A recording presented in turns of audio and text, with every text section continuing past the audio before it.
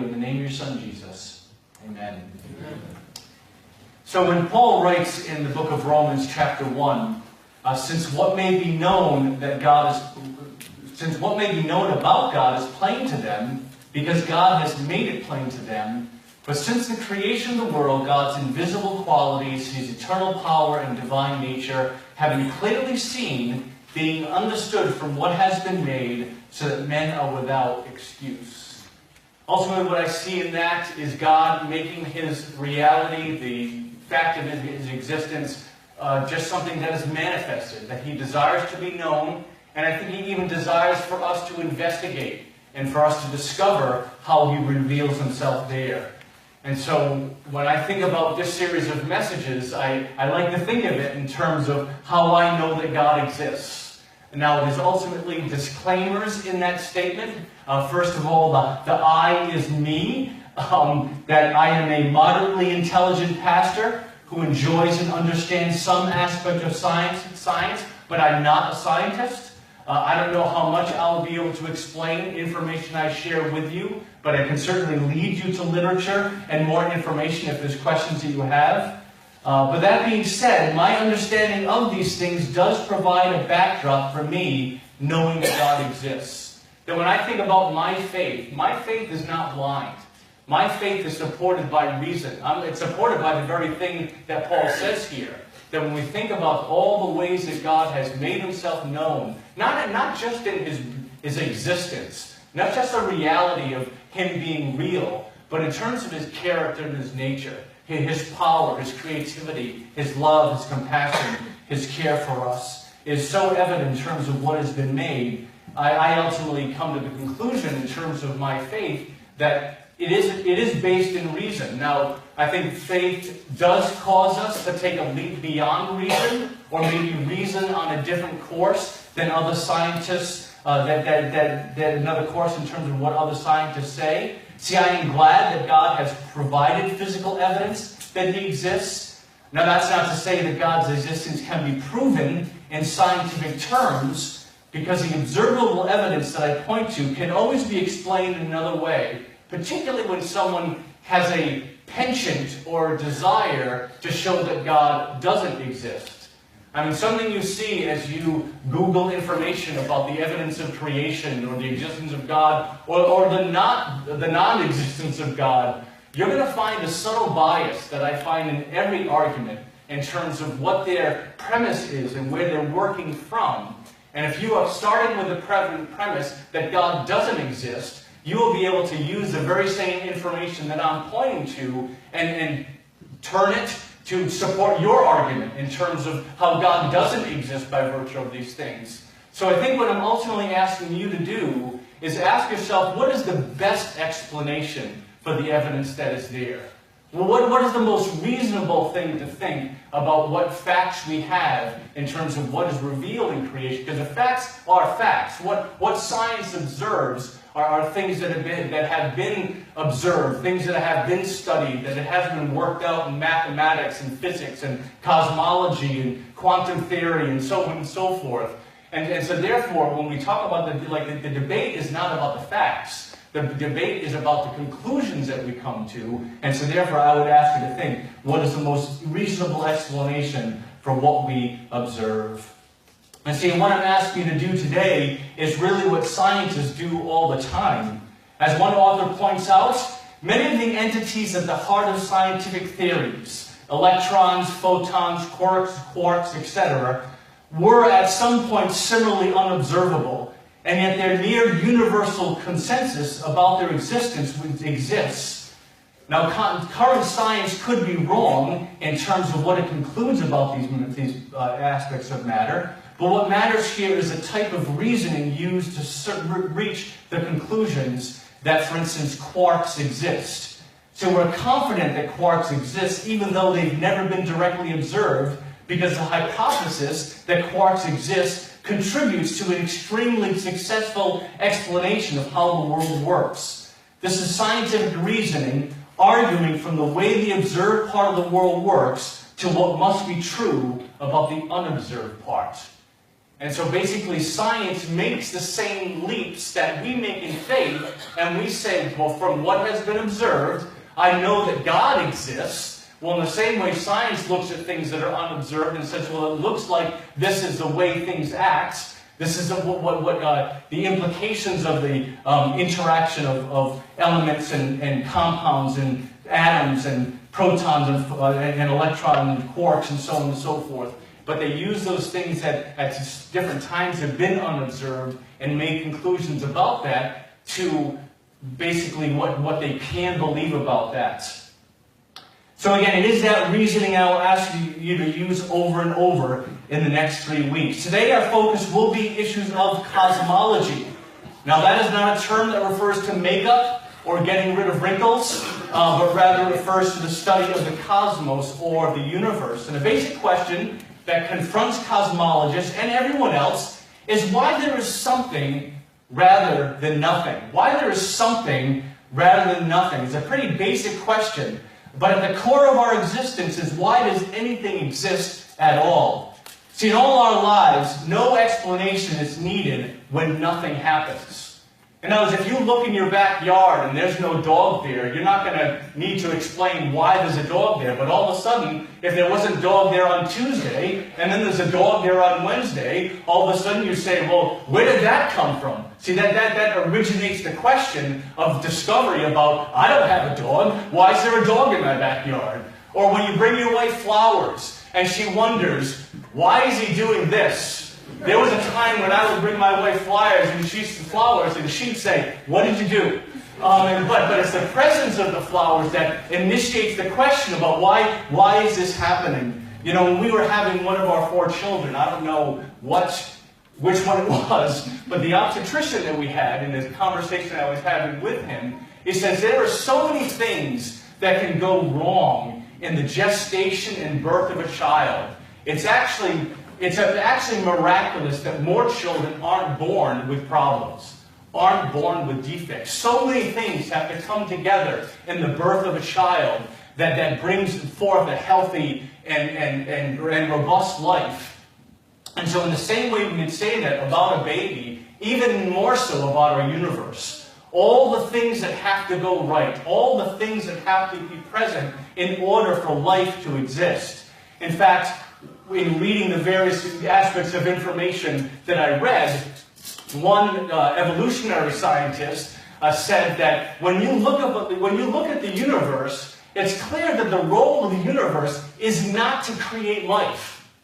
That is not what the universe does. When you look at everything else we have in existence, you find the majority of the universe doesn't have life. And so therefore the amazing thing that this one ball and this galaxy and this solar system has all the dynamics that allow for life to exist, we really have to first ask the question, why are we here at all? When the greater evidence is that life shouldn't exist, and so the fact that it does is miraculous anyways. But that actually leads us to another question. Because when we think about the fact that we do exist, we have to ask ourselves, when it comes to all that exists, does it have a beginning or no beginning? See, if there was no beginning, that means that matter, the stuff of the universe, is eternal and infinite. See, basically what you have is you either have matter that is infinite, so therefore there is no need for a creator, there is no need for a primary cause to bring things into existence. I mean, there's not many people that believe the premise that things pop out of nothing. Because nothing, we have no experience in our lives where things just pop out of nothingness. And so there has to be some explanation about where all the stuff in the universe, and then even more so, where life in the universe on this earth has come from. And either the matter is infinite and has been here forever, or there was a point where it began. I mean, basically, the thought of matter being infinite it dominated the physics of the 19th century under the laws discovered by Sir Isaac Newton. Then in the late 1800s, some experiments brought that into question. But then in 1905, some guy named Albert Einstein developed the laws of general relativity, which brought the surprising results that everything in the universe is simultaneously expanding and decelerating.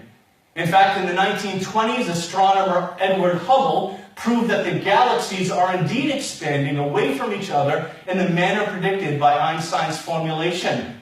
Well, the only physical phenomenon in which expansion and deceleration occur is in an explosion.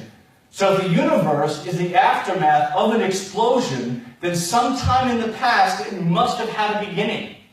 That has to be something that initiates that in terms of what is created. Einstein actually admitted that begrudgingly.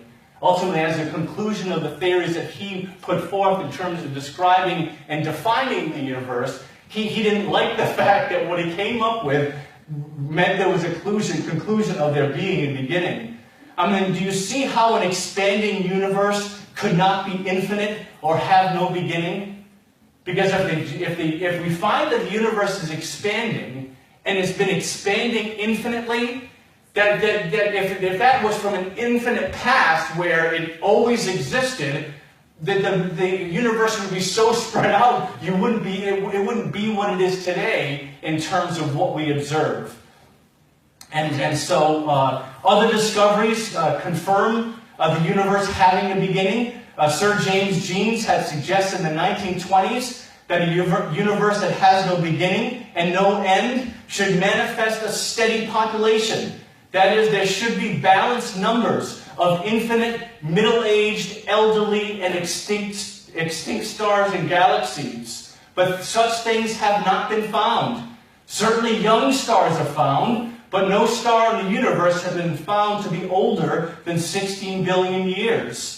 As for galaxies, very nearly all are middle-aged, and they have not found any newly formed galaxies. In fact, in 1985, astronomer Donald Hamilton determined that all the galaxies were formed at approximately the same time. Further evidence that the universe had a beginning is what is found in the second law of thermodynamics. This states that the universe is moving irreversibly toward a state of maximum disorder and minimum energy. That's the second law of thermodynamics, moving towards maximum disorder and minimum energy. This explains why things deteriorate. Once there is an investment of energy to build something up, it begins a process of decline and will deteriorate if left alone. This is why a cup of coffee cools when placed in the middle of a room. Well, when you walk in the room and find the coffee warm, you know it hasn't been there forever, right? You know that something happened in terms of someone boiled water or someone put it in their microwave or whatever in terms of the state of what temperature it has. But independent of how warm it is when you get there, you know that if you left the coffee there, it would cool down. I mean, that is the second law of thermodynamics acting there. Well, what we observe in the universe is a lukewarm universe that is getting cooler in terms of the energy available, which obviously tells us that it has not been around infinitely, because if it had, it would have deteriorated and lost energy a long time ago. See, so all these things that I'm mentioning here is talking about just a reality that the universe had a beginning. And I know some of you might be asking yourselves, well, why is that so important? Why is it so important to see the evidence that's in the universe that shows that it has a start, that it has a beginning? Because regardless of when that beginning is, when the fact of a beginning is established, then it begs the question, was the beginning caused or uncaused? Because a beginning means there is one who begins. There is a start time that causes someone outside of the system doing something that generates the material and the dynamics that create the system. That's why it's one or the other. See, the reality that things exist, the reality that we're here, and we're carbon-based people that can observe non-carbon, carbon-based entities and material throughout our universe. The fact that that is the case, one or two things has to be. That either the material itself is infinite, or there was some beginner, there was someone who made an initiation that caused this all to happen. So once you see the evidence in the universe that it has a beginning, that shows that again is a step in proving the existence of God. Or again, that being the most reasonable explanation, rather than matter being the thing that is infinite, that is the God outside of the system of matter that is in fact infinite. See, and once we see there is a beginning, it is easy to establish that what exists was caused and was not generated out of nothingness. Because like I said, that in our experience, we just don't see things coming out of nothingness. There is no scientific evidence for the continuous creation of matter or energy. But if all creation started with something popping out of nothingness, why would it be that part of our experience, because, why wouldn't we experience that all the time? Why wouldn't there be a second Big Bang if that's the way the universe started? Why wouldn't there be galaxies that would be created out of nothingness? Why wouldn't you find, maybe no one would say a dog would just show up out of nothingness in your backyard, but really anything in terms of the smallest aspect of matter or energy just popping out of nothingness, that just doesn't happen. And yet, if that's what began the universe, if that's the primary thing that initiated everything, why wouldn't that be part of our regular experience in the world? Because that's not the case. Because if there's anything that we do find in our universe, in our solar system, and on this earth, is order and predictability. It's actually interesting that we call the world we live in a universe and not a chaos. The fact that it's a universe means that there's a uniting dynamic that's developing it. Now, I do want to explain what I mean by the Big Bang. Okay? Because when we think of creation, when we think about Genesis 1 and what God communicates there, God is describing there the results of the creation, but not the mechanism of creation. We have to understand in scientific terms, the Big Bang Theory, not just being a popular show, but does explain certain dynamics of what scientists observe in the universe, the way the universe is acting. Looks like there's an explosion there. But as science continues to investigate that, we have to understand that there are certain aspects of what they observe in the universe that the Big Bang Theory doesn't explain. And so, but all of it still points to the fact that there had to be a beginning. See, I think that when we talk about the mechanism that God used, that is open for conversation. That is open for dialogue in terms of what science may observe in the universe. Because whether we believe in an old Earth or a young Earth, I tend to believe in a young Earth. I'm not going to die on that hill necessarily, particularly as I'm talking to scientists that want to hold to the idea of an old Earth. I'm more passionate about defining God, being involved in that process, and Him being the only explanation, or the most reasonable explanation of where things came from. But when we're talking about just the mechanism that He used, again, that's where we can have an open dialogue in terms of that. But when you think about a beginning, when you think about whatever, a Big Bang or whatever a scientist might be talking about, something being initiated, that initiation is where the work of God can be found. And so, I'm not saying anything inconsistent with the book of Genesis when I talk about the different dynamics that may have existed in a Big Bang. That if that's the means that God used... Now let me just explain this, because this will be important in terms of just my understanding of things. I do believe that God made an adult universe. That in the same way that God made chickens first and not eggs, He made a man first before He made a child, I think He made adult stars and adult galaxies and set them on a course, just like He set us on a course on what would develop just by natural causes in terms of our bodies and bearing children and so on and so forth, and the genetic makeup that would come from that. And we are now living in the implication of what God establishes in life in our humanness. Well, in the same way, I think that's what God did with the galaxy. So when Adam was created and he looked up in the sky, he saw light from stars. Even though it takes light from stars millions of light years to get to us? I mean, that's a question that comes up in cosmology, that if we see light from stars that are million light years away, how can we see that light if the Earth is young? Well, I think that God established that light and established that star right from the get-go.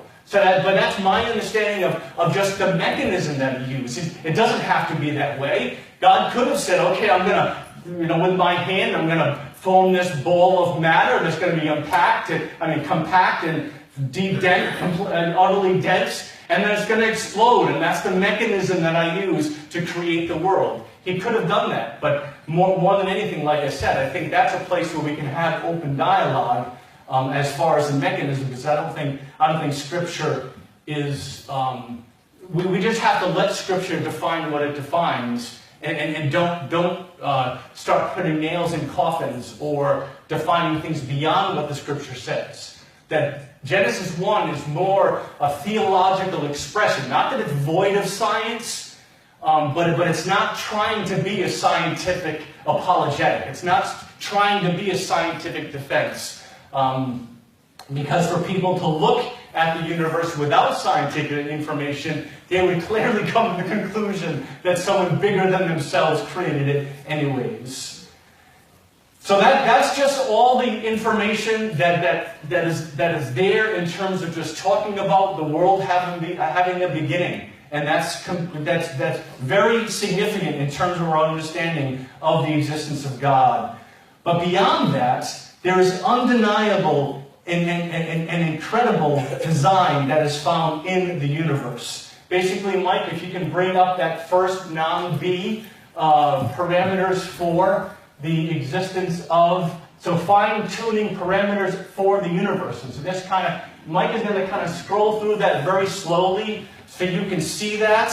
But the list before you lists dozens of parameters that must exist in the universe and in our solar system for life to exist. What is amazing is the amount of fine-tuning that is necessary for each one and the sheer number that is there. So to get a sense of this, look at number 3, the gravitational force constant, where it says if it's larger, suns would be too hot and would burn too rapidly and too unevenly for life chemistry. If it's smaller, stars would be too cool to ignite nuclear fusion. Thus, many of the elements needed for life chemistry would never form. Now, I have no idea what that means. That's the part where I, as a scientist, I think I understand. I know what stars are. You know what stars are? But but the whole point there is the fine-tuning that is involved. And just listen to this. When we think about this gravitational force constant, gravitation is the force that draws bodies together. The greater the mass, the greater the gravitation. Well, this gravitational force constant must be fine-tuned to 1 part in 10 to the 40th power in order for life to occur. One author gives this picture to help us understand the preciseness.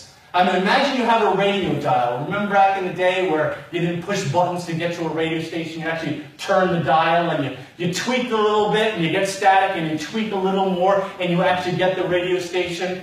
Well, you are tweaking that in a dial of hertz where just a little bit further, a little one way or the other, you change the availability of that radio station. Well, just imagine you have a radio dial that's going from 0 to 2 times the right gravitational force constant is. Now imagine the dial being broken up into 10 to the 40th amount of dashes. That is 10,000 billion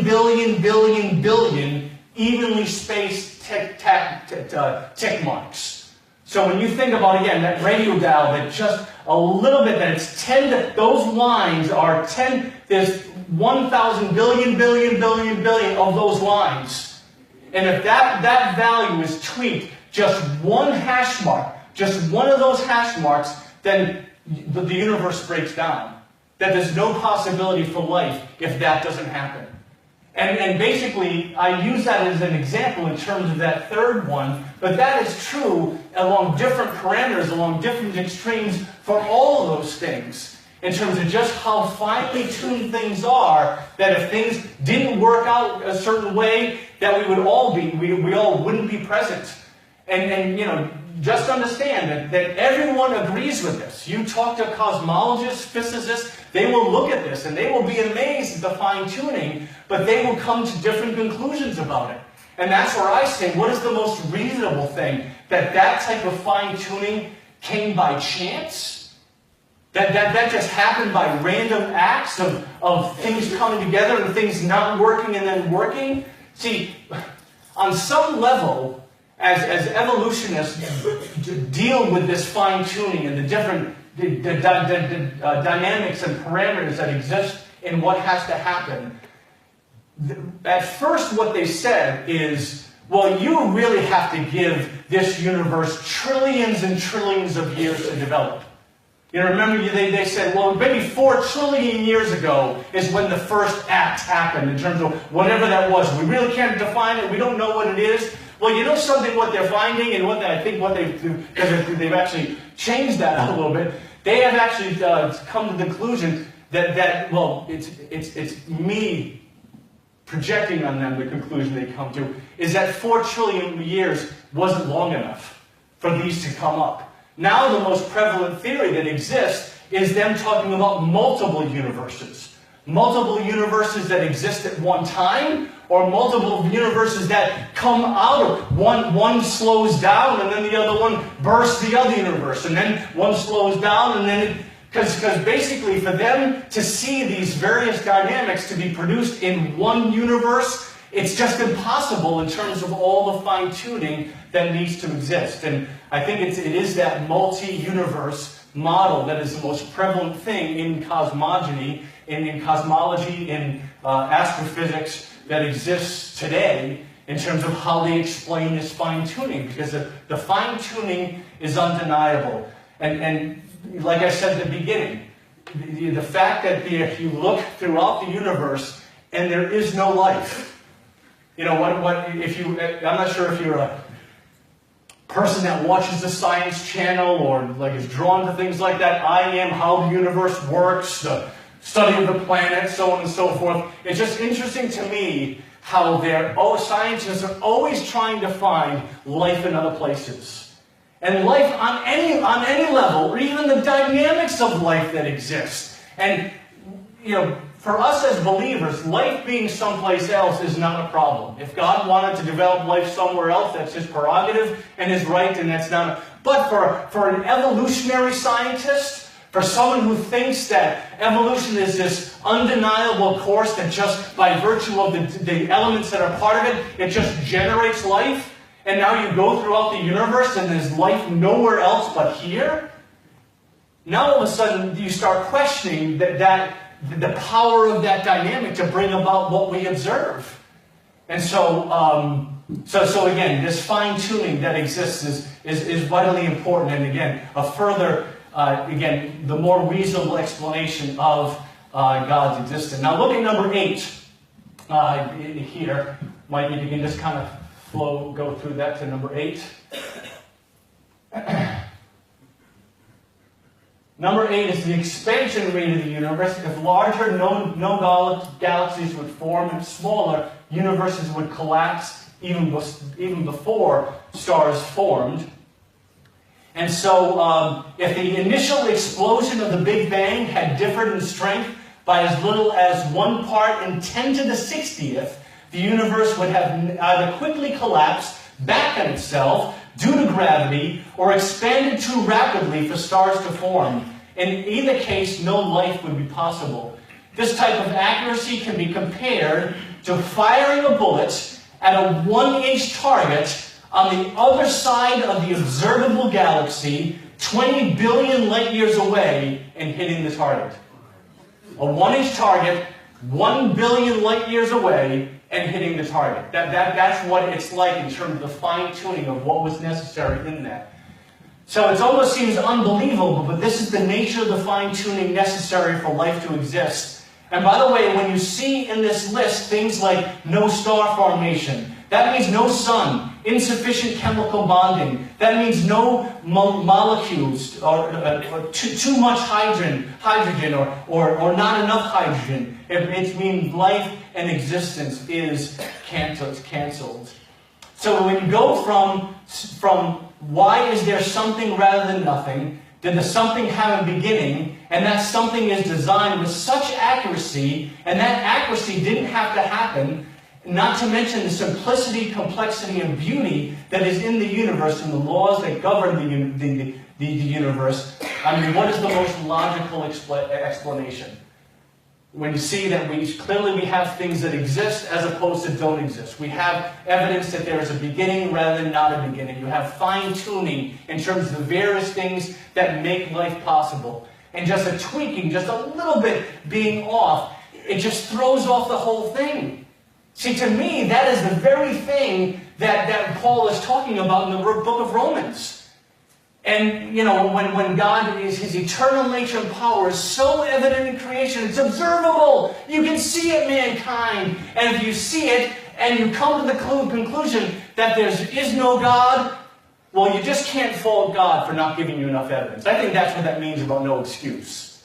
That God has done his part. God has done his part to make himself evident, to reveal himself in all the dynamics of what we observe in the universe. See, all these things, when I think about cosmology, we should start feeling very small in terms of just what we're able to understand, what place we have in this ever-expanding and big universe, full of space and full of wonders in terms of all the things that are happening daily in terms of the universe and the things that we discover and God has revealed in terms of that. See, what we find in science is continually, as they investigate more, what they find is more and more confirmation of this fine-tuning. More and more of this isn't an accident. This isn't a mistake. This couldn't happen just coming out of chance or coming out of nothingness. There had to be someone personally invested in terms of guiding whatever dynamic and mechanism that God chose to use in that. You know, it's another thing that was interesting to me is that, you know, again, I read a lot of information, watched a lot of videos in terms of debates and discussions about this whole conversation. And one evolutionary physicist, where again he's trying to use a natural explanation of all these things, and that's what they do. They just take this fine-tuning, they try to find some natural explanation of why this happens rather than God's activity. And basically something this guy said is that what he sees in science is just continuing to develop models of how the universe began. How this stuff makes sense in terms of multi-universes or other universes being birthed out of other universes and so on and so forth. And what was telling me in terms of what he said is that we're not even close to finding the answer. But what he sees in the power of science is continuing to pursue the information. Well, the question I would have for him, at what point in time do you realize that there is no model? There is nothing there, that if you're continuing to pursue, and you just say, oh, we tried that doesn't work, oh, that's right, try that. Because just understand, there's beyond just these lists, and did you go through all those? Okay, well, let's just, and we're not going to, I mean, you know, if you want this, email me, I'll get it to you. Just bring up B. That's a little, there you go. This is another, the finely tuned parameters of the universe. Bauer and Tipler, in their standard treatment, admit that there exist a number of unlikely coincidences between numbers of enormous magnitudes that are superficially completely independent. In other words, it's like when you're talking about this fine-tuning, it's not like one fine-tuning thing helped another fine-tuning thing happen. So when you're talking about the likelihood of them happening together, it's lessened because one is dependent on the other. No, these are superficial, as long as what they can understand is that they're independent. Moreover, these coincidences appear essential to the existence of carbon-based observers in the universe. That's us. We're the carbon-based observers. One evolutionist that I was looking at said, well, you know something?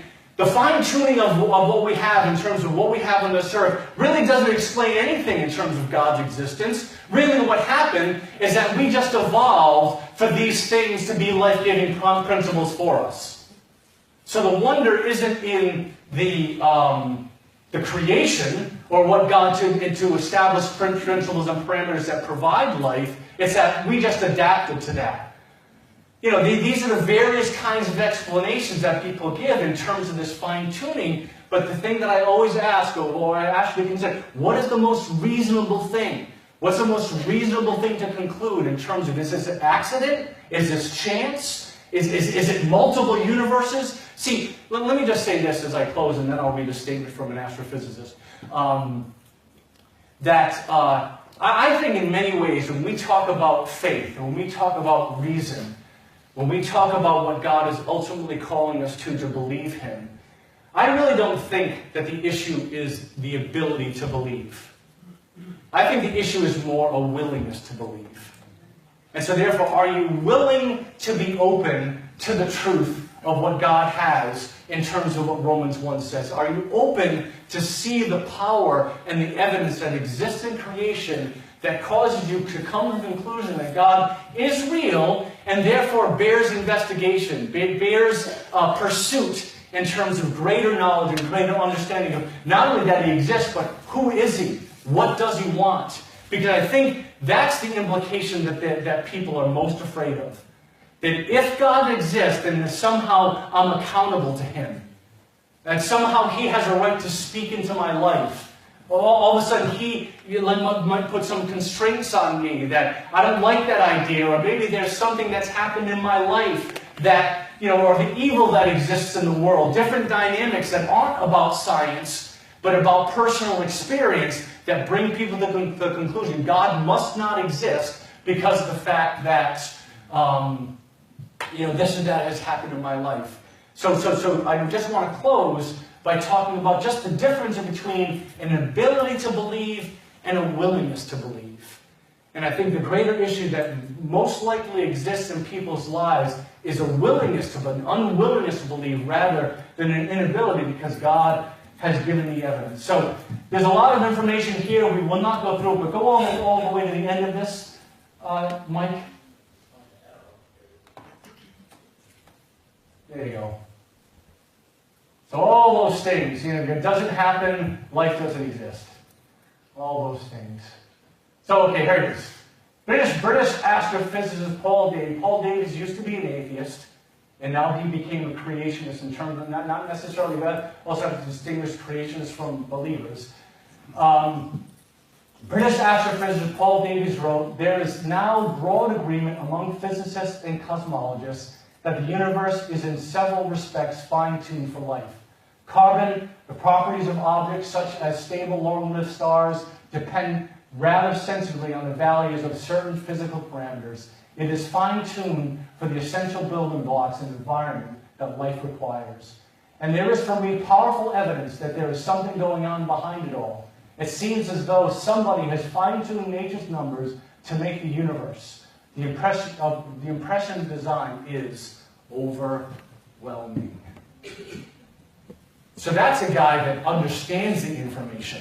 How much more for us that don't understand the information? Yeah, what that guy said. Let's bow in prayer. And I think, Steve, where's Steve? So we're going to celebrate communion, because that's what we do on the second Sunday of the month. I will actually conduct communion. So I'll quickly pray, and then the person singing for communion can come up.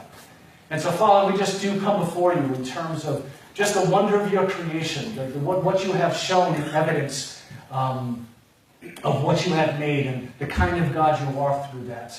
I just pray that you would sift through hearts, that you would reveal yourself in the doubt, in the confusion, in the unbelief that exists, and reveal yourself. We know that in addition to just how you manifest yourself in physical reality, you also manifest yourself in our hearts. And so, Father, I just pray that softer side, that ministry you would have to each individual here, would just continue to draw them to your reality, draw them to faith, draw them to greater dependence on your God for those who do believe. And so we just lift this before you in the name of your Son Jesus. Just to bless our time. We're celebrating communion. It's in your Son Jesus Christ's name that we do pray. Amen.